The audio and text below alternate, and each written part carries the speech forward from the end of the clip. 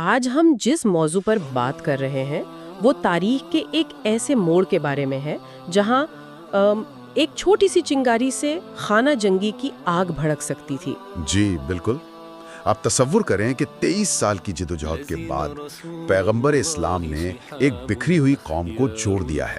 ایک ایسی ریاست قائم ہو چکی ہے جو اس وقت کی سپر پاورز یعنی روم اور فارس کو چیلنج کرنے کے لیے تیار ہے، اور یہ سب کچھ ایک شخصیت کے گرد گھومتا ہے۔ اور یہی کسی بھی تحریک ریاست کے لیے سب سے بڑا امتحان ہوتا ہے کہ جب وہ ایک شخصیت چلی جائے تو کیا ہوگا۔ بالکل، تو آج ہم اسی نازک لمحے کا جائزہ لیں گے، پیغمبر اسلام کے آخری ایام، ان کی وفات سے پیدا ہونے والا بحران، اور پھر پہلے خلیفہ کا انتخاب۔ جی، یہ صرف ایک تاریخی داستان نہیں بلکہ یہ قیادت اور بحران سے نپٹنے کی ایک کیس سٹڈی ہے۔ اس کہانی کا آغاز ایک بہت ہی شاندار منظر سے ہوتا ہے، حجۃ الوداع، پیغمبر اسلام کی زندگی کا پہلا اور آخری حج۔ صرف 10 سال پہلے وہ مکہ سے ہجرت پر مجبور ہوئے تھے، اور اب 1 لاکھ سے زیادہ لوگوں کا سمندر ان کے سامنے تھا، ہر رنگ، ہر نسل سے۔ اور اس موقع پر جو خطبہ دیا گیا وہ آج بھی انسانی حقوق کے اہم ترین دستاویزات میں شمار ہوتا ہے۔ جب انہوں نے کہا کہ کسی عربی کو اجمی پر اور کسی گورے کو کالے پر کوئی فضیلت نہیں۔ جی، تو وہ صرف نسل پرستی کو رد نہیں کر رہے تھے، وہ ایک ایسی عالمی برادری کی بنیاد رکھ رہے تھے جس کی اس سے پہلے کوئی مثال نہیں تھی۔ خواتین کے حقوق کی بات کی، معاشی انصاف کا اصول دیا۔ یہ اتنے انقلابی خیالات تھے کہ اس کے کئی نکات تو صدیوں بعد جا کر اقوام متحدہ کے چارٹر کا حصہ بنے۔ تو حجۃ الوداع میں انسانیت کے بڑے اصول تو طے ہو گئے، لیکن قیادت کے مستقبل کا سوال ابھی باقی تھا۔ اور شاید اسی کی ایک جھلک ہمیں مدینہ واپسی کے سفر میں نظر آتی ہے، غدیر خم کے مقام پر۔ اچھا، وہ واقعہ جس کی تشریح آج تک تاریخ کا محور بنی ہوئی ہے۔ بالکل، وہاں پیغمبر اسلام نے خطبہ دیا اور حضرت علی کا ہاتھ پکڑ کر فرمایا، جس کا مولا میں ہوں اس کا مولا علی ہے۔ اب اس لفظ مولا کی تشریح پر صدیوں سے بحث جاری ہے کہ کیا اس کا مطلب دوست تھا یا آقا اور جانشین۔ جی، اور اس سے پہلے کا سیاق و سباق بھی اہم ہے، جیسے غزوہ تبوک کے موقع پر حضرت علی کو مدینہ میں اپنا نائب مقرر کرنا اور ان کا موازنہ حضرت موسیٰ اور حضرت ہارون سے کرنا۔ یہ سب چیزیں بعد میں ہونے والی بحث کی بنیاد بنی۔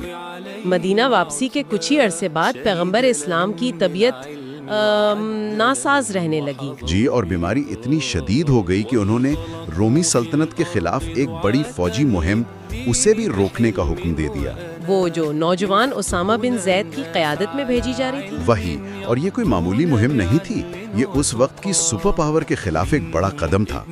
اسے روکنے کا مطلب تھا کہ صورتحال واقعی گمبھیر تھی۔ اس کے باوجود وہ آخری وقت تک مسجد میں نماز کی امامت خود کراتے رہے۔ جی، لیکن جب بیماری اتنی بڑھ گئی کہ وہ کھڑے نہیں ہو سکتے تھے تو انہوں نے اپنی جگہ نماز پڑھانے کے لیے حضرت ابو بکر کو مقرر کیا۔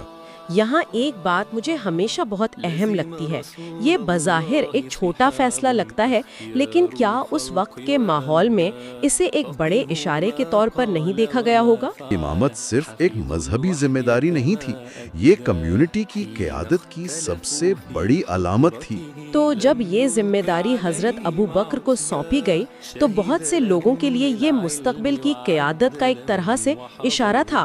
جی، اس کی ایک گہری علامتی اہمیت ضرور تھی۔ بالآخر حضرت عائشہ کے حجرے میں ان کا انتقال ہو گیا۔ یہ خبر مدینہ پر قیامت بن کر ٹوٹی۔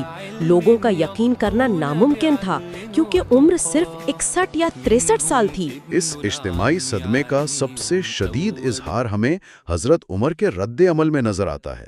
وہ جو اپنی مضبوطی اور حقیقت پسندی کے لیے مشہور تھے، وہ تلوار لے کر باہر نکل آئے اور اعلان کیا کہ اگر کسی نے کہا کہ پیغمبر وفات پا گئے ہیں تو میں اس کی گردن اڑا دوں گا۔ ان کا ماننا تھا کہ پیغمبر تو حضرت موسیٰ کی طرح اپنے رب سے ملنے گئے ہیں اور واپس آ جائیں گے۔ کہ پیچھے صرف شدید غم تھا یا کوئی گہری نفسیاتی وجہ بھی تھی؟ اس میں دونوں چیزیں تھیں، ایک تو شدید محبت اور صدمہ تھا، لیکن اس سے گہری وجہ ایک نظریاتی بحران کا خوف تھا۔ اچھا، وہ کیسے؟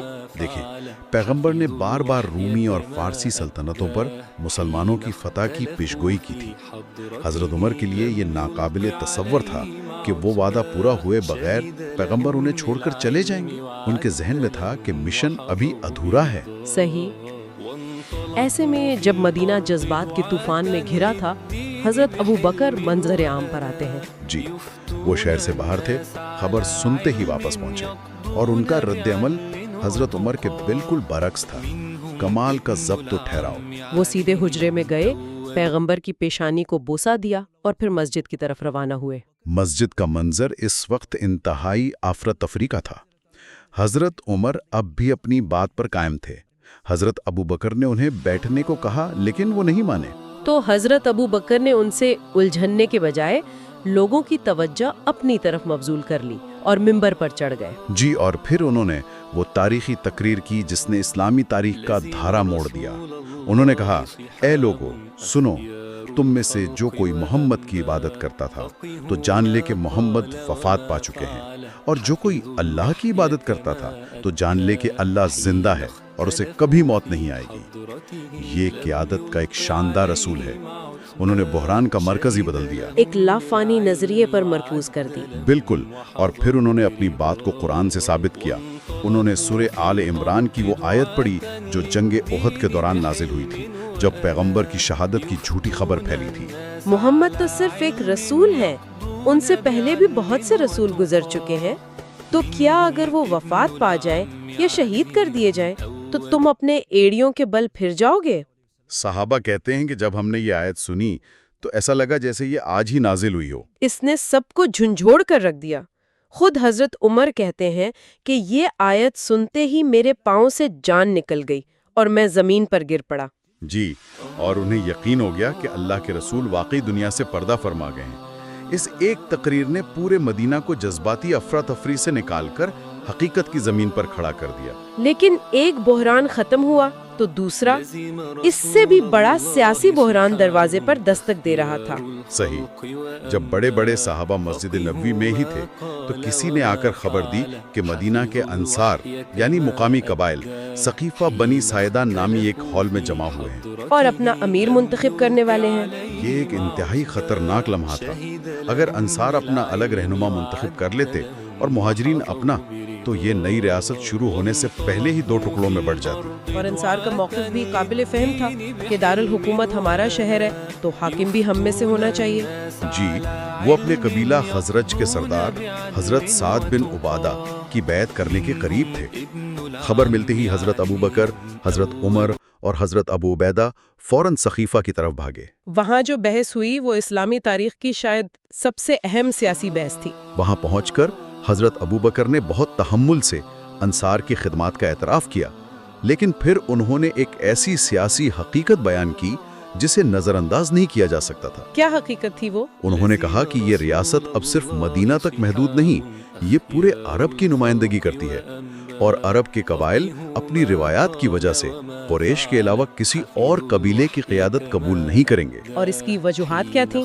کیا یہ صرف ایک نسلی تفاخر تھا؟ نہیں، اس کی ٹھوس سماجی اور تاریخی وجوہات تھی۔ قریش مکہ میں رہتے تھے، کعبہ کی وجہ سے ان کی ایک مذہبی حیثیت تھی۔ صحیح، اور تجارتی اور سفارتی حیثیت بھی تھی۔ بالکل، اور سب سے بڑھ کر پیغمبر اسلام خود قریش سے تھے، اس لیے ایک متحدہ عرب ریاست کے لیے قریش کی قیادت ایک سیاسی ضرورت تھی۔ بحث کافی دیر تک جاری رہی۔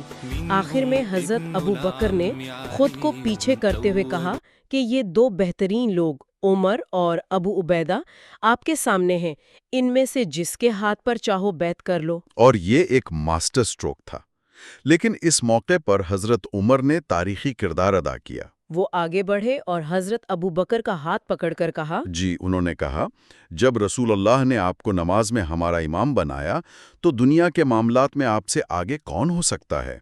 یہ کہہ کر انہوں نے حضرت ابو بکر کے ہاتھ پر بیعت کر لی۔ ان کے اس عمل نے ساری بحث سمیٹ دی۔ بالکل، وہاں موجود انصار اور مہاجرین سب نے اس فیصلے سے اتفاق کیا اور ایک ایک کر کے حضرت ابو بکر کی بیعت کر لی۔ تو اس طرح مشاورت اور دلیل کے ذریعے ایک بہت بڑا سیاسی بحران ٹل گیا۔